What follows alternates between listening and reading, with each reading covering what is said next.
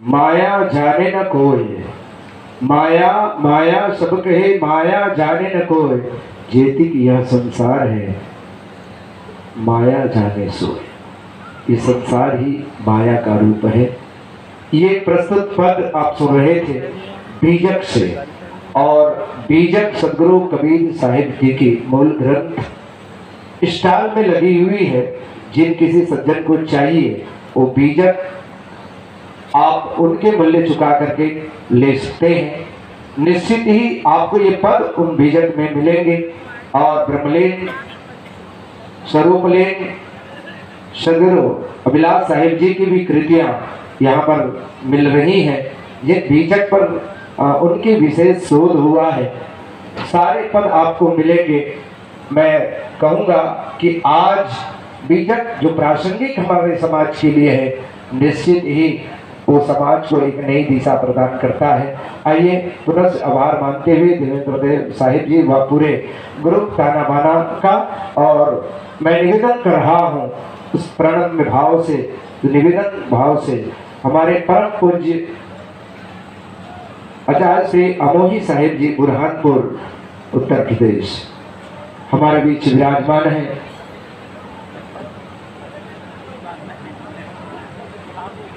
मध्य प्रदेश से, जी जी मध्य प्रदेश से, क्योंकि यहाँ पर मध्य प्रदेश, उत्तर प्रदेश और नेपाल आदि आदि अन्य देशों से भी हमारे बीच संतों का शुभागमन हुआ है।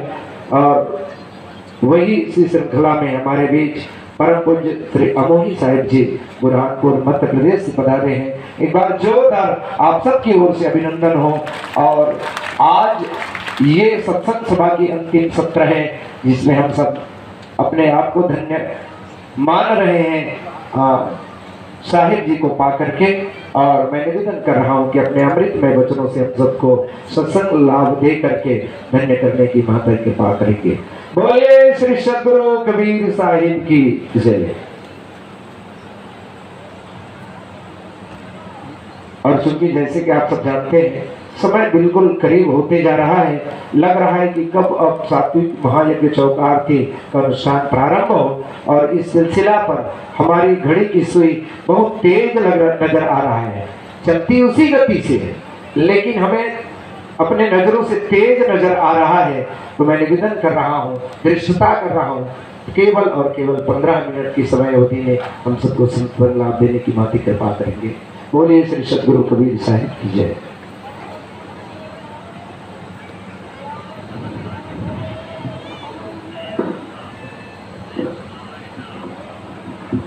बोलिए श्री सदगुरुदेव की, संत समाज की।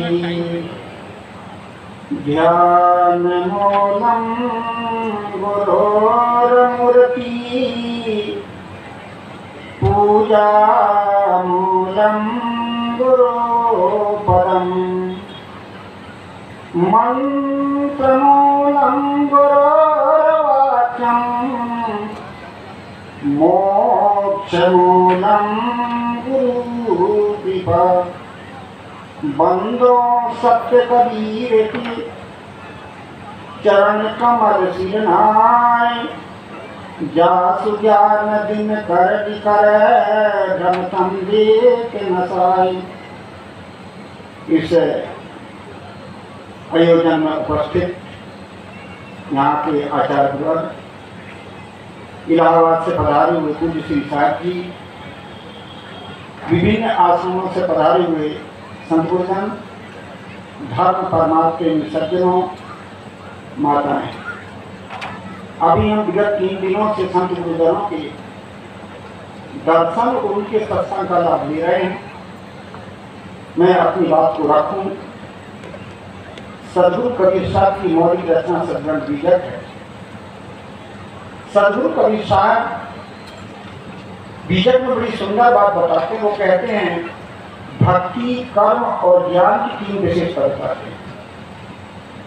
भक्ति की विशेषता बताते हुए क्या कहते हैं? वो कहते हैं अल्प खर्च नौ धर्म है, उदय अस्त नौ राज, भक्ति महात्म न तुले ईश्वर होने का। आदमी के पास में कितनी भी संपत्ति हो, पूरे पृथ्वी का राज भी मिल जाए, परंतु भक्ति का महत्व बहुत बड़ा है। भक्ति कहते भावना की पवित्रता। जब आदमी के भीतर भावना पवित्र हो जाती है, जो हमारा मन वो भक्ति में बन जाता है, और जब हमारा मन भक्ति में बन जाता है तो वस्तु भी भक्ति रूप हो जाती है। जैसे जब जल में भक्ति आ जाती है, भक्ति का रूप बनता है, तो वो होता है चरणामृत। जब भोजन में भक्ति का रूप आ जाता है तो होता है प्रसाद, और जब आपके घर में भक्ति आ जाती है तो वही बन जाता है मंदिर। और जो समाज है, मानव समाज में जब भक्ति बन जाती तो वही मानव बन जाता देवता। हमारे हृदय की भावना को बदलना ही भक्ति है। जीवन में हम गति क्रिया करते हैं, सबसे पहले हृदय से भाव बनते हैं, मस्तिष्क से विचार बनते हैं, इंद्रियों से कर्म होता है, और उन कर्मों का फल शरीर से फिर भोग होता है, जिसका नाम है सुख और दुख। इसलिए हमें भावना को बदलना है। संत जी और कुछ नहीं बदलते, संत महात्मा बताते हैं केवल आदमी अपने हृदय को भाव को बदल दे। भाव बदला तो आदमी का मन बदल जाता, पूरा जीवन बदल जाता। एक उदाहरण देता कि कुछ बात रखूं। एक बार एक महात्मा जी थे, और महात्मा जी एक घोड़ा रखे थे, और उनका घोड़ा पहले बहुत चंचल था, परंतु जब से उन्होंने अपने घोड़े को अपने पास में रखा तो घोड़े को केवल 3 जगह रखते, 4 जगह रखते थे। सबसे पहले घोड़े को रखते थे आश्रम में। जब वो आश्रम में रहते तो घोड़ा उनके सामने बना रहता था। दूसरे नंबर में जब वो गंगा स्नान करने जाते नदी, तो वहां घोड़ा उनके सामने बना हुआ रहता था। तीसरे नंबर में महात्मा जी जब मंदिर में प्रार्थना करने जाते तो घोड़ा भी मंदिर में उनके सामने रहता।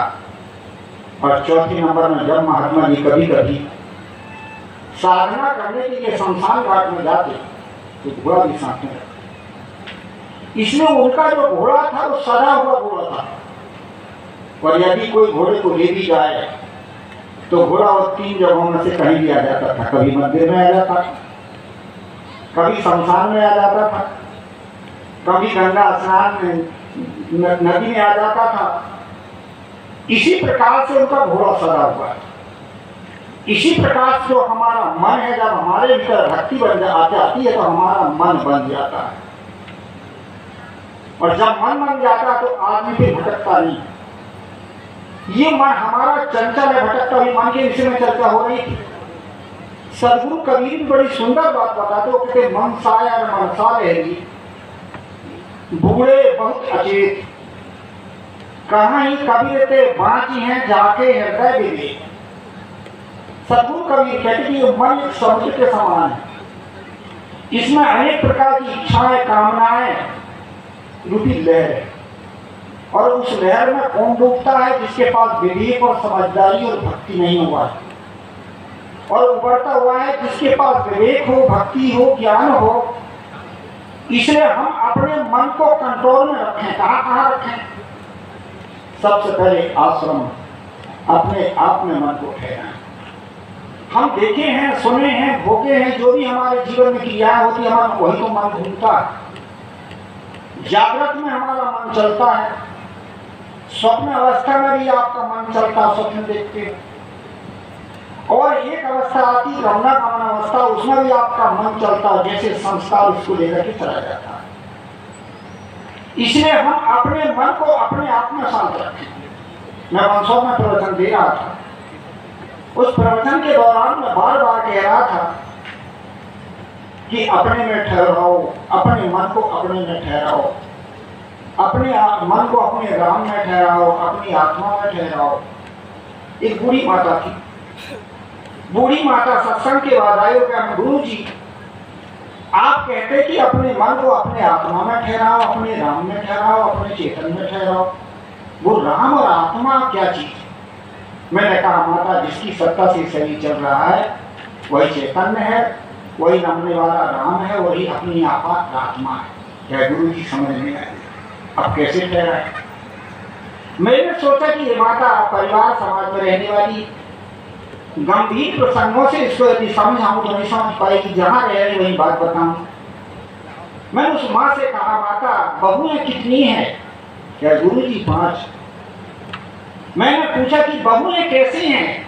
तब तो बूढ़ी माई गड़बड़ उठी और बोलने लगी कि गुरु जी बड़ी हरामजादी है। मेरे पापा गड़बड़ हो गया। जहां हमारा मन बहकता है बस वहीं को हम बात भटक जाते हैं। इसलिए कहा जाता है कि हम अपने मन को अपने में ठहराएं। इसी को हमारे संत गुरुजन ध्यान साधना अभ्यास इसीलिए कराते हैं। व्यवहारिक जीवन में भी हम अपने मन को अपने में ठहराएं, नहीं ठहरा पाते। दूसरे नंबर में हम भक्ति का गंगा स्नान का अर्थ होता है ज्ञान विचार सत्संग, बोध विचार में मन को ठहराइए। सत्संग में मन को लगाओ, बोध वैराग में मन को लगाओ, कुछ ज्ञान का चिंतन करो, कुछ संतों की बातें उसमें मन को लगाओ। इसी प्रकार से ये गंगा स्नान। तीसरे नंबर में मंदिर का अर्थ होता है भक्ति भाव प्रेम। हम अपने मन को भक्ति में लगाएं, भावना में लगाएं, संग और प्रेम में लगाएं। इसलिए हम अपने मन को भक्ति में भी लगाते, सद्भावना में लगाते हैं तो मन बन जाता है पवित्र। ये मन तो शीतल भया, ये मन ठंडा हो जाता है भक्ति भाव से। आज हम भक्ति नहीं कर पाते, और भक्ति यदि करते तो किसी चीज कर करते हैं। हम भक्ति जो करते हैं वो पदार्थों की करते हैं। ठीक है, पदार्थ भी देता है हमें, एक देवता पदार्थ भी है, पर वो केवल उपयोग का देवता है। भक्ति किस लिए की जाती है? प्राणी के प्रति जो भक्ति की जाती है इसका नाम है उपासना। हम प्राणियों के प्रति सद्भावना रखें, प्रेम रखें, प्राणियों के प्रति हम अच्छा भाव रखें, वही हमारी भक्ति। और हम प्राणियों के प्रति भावना नहीं रखते। मैं अभी बता रहा था कि जब हमारा मन मानव प्राणी में आ जाता है तो वही मानव प्राणी हमारे बन जाते देवता। पौराणिक कथा के आधार पर आप लोगों ने सुना होगा 33 कोटि देवताओं की बात, 33 कोटि देवता। ठीक है, उनकी भी बात है कि पहले वो महापुरुष रहे होंगे जिनको हमने देवता के रूप में माने थे। आज वे महापुरुष हमारे सामने नहीं, परंतु उनके प्रति हमारी सद्भावना हो, वही हमारे देवता बन सकते हैं। और आज हम अलग से देवता मान के बैठे हैं तो वो हमारी समझ की थोड़ी सी कमी है। और यदि कहो कि सच्चा देवता होना के मानव प्राणी है, जिससे आप संपर्क बनाते हो, कुछ लेते हो, कुछ देते हो, कुछ व्यवहार रखते हो, ये मनुष्य ही तो रखते हो। इसलिए मनुष्य ही सच्चा देवता हो। यही 33 कोटि देवता है। जब किसी से आप संपर्क जोड़ते हो तो मनुष्य से जब संपर्क जोड़ते हो तो फिर नाते बनाते हो। दादाजी, मामा जी, भैया जी, काका जी, गुरु जी, मित्र जी, ये मनुष्य ही नाते बनाए जाते और मनुष्य ही सच्चा देवता, स्वेच्छा से देने वाला प्राणी केवल मानव है। ऐसे में एक जगह कह रहा था कि देने वाला प्राणी मानव। एक सज्जन कह रहे थे, गुरु जी ये गाय भैंस 4-4, 6-6, 8-8 लीटर दूध देते, कहीं देवता नहीं, कहीं देवता नहीं है। इनसे आप लेते हो, मार के, पीट के, लोभ दे के, भय दे के, अपनी स्वयं इच्छा से देते नहीं। सच्चा देवता देने वाला केवल मनुष्य है, और मनुष्य ही आप संपर्क जोड़ते हो, मानव से ही आपका व्यवहार होता है। इसलिए मनुष्य सच्चा देवता है। कितना 33 कोटि देवता है। ये मनुष्य के 33 नाते बनाए जाते हैं। कैसे बनाए जाते हैं? सबसे पहले मातृ कुल के 6 नाते होते हैं। दादा दादी चाचा फूफा, दादा दादी चाचा फूफू चाची, ये जो है 6 नाते होते हैं मातृकुल के। पितृकुल के और 6 नाते होते हैं मातृकुल के, नाना नानी मामा मौसी मौसा और मामी। फिर 6 नाते होते हैं अपने पिता के, माता पिता भाई बहन बहनों और भौजाई 18 हो गए। फिर 6 नाते होते अपने पुत्र पुत्री बहू दामान, पुत्र पुत्री बहू दामान पति और पत्नी, कितने हो गए? 24। फिर 6 नाते होते अपने पुत्र के, बहू बेटा नाती नतनी नतिया दमान नतिया, वो कितने हो गए? 30। गुरु शिष्य और मित्र के 33 कोटि देवता, यही तो मनुष्य है। मनुष्य सच्चा देवता है, इसलिए मनुष्य के प्रति सद्भावना, प्राणियों के प्रति सद्भावना। मैं तो कभी कभी कहा करता हूँ जितने प्राणी हैं वो सब देवता ही रूप हैं, और उनके प्रति आप सद्भावना रखिए। जो प्राणी छोटे हैं, आपसे छोटे, उन पर दया रखो, बरोबरीदार है, उन पर प्रेम का व्यवहार करो। बड़े महापुरुष हैं, उनके प्रति श्रद्धा भाव रखो, इसी का नाम है भक्ति। मैं बता रहा था कि हमारी भावना को हम बदल दें, हमारा पूरा जीवन बदल जाता। संत गुरुजन हमें क्या देते हैं? ज्ञान देते हैं, उसके द्वारा हम अपनी भावनाओं को बदल देते हैं। इसलिए सदगुरु कबीर कौन थे? भक्ति, ज्ञान और कर्म के समन्वयवादी थे। उन्होंने भक्ति की महिमा बड़ी सुंदर कही, अर्घ खर्ब लो गर्भ है उदय अस्तो राज, भक्ति महातम ना तुझे ईश्वर को आज। ज्ञान की बड़ी सुंदर बात बताते हो, क्या कहते हैं? तौलो तारा जगमगे, ज्योलो उगे न सूर्य, त्योलो जीव कर्म बस डोले, ज्योलो ज्ञान न पूर। साहब कहते कि तारा कब तक जगमगाता है? जब तक सूर्य का उदय नहीं होता।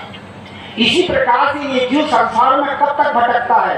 जब तक कर्म करता है, शुभाशुभ कर्म करके शरीर धारण करता है, शरीर धारण करके उन कर्मों का भोग भोगता है। जब उसे वास्तविक ज्ञान हो जाए अपने आत्म तत्व का, चेतन तत्व अविनाशी तत्व, देह भाव जहाँ रहती है वहीं हम स्वार्थ भाव से कर्म करते ही फंसते हैं।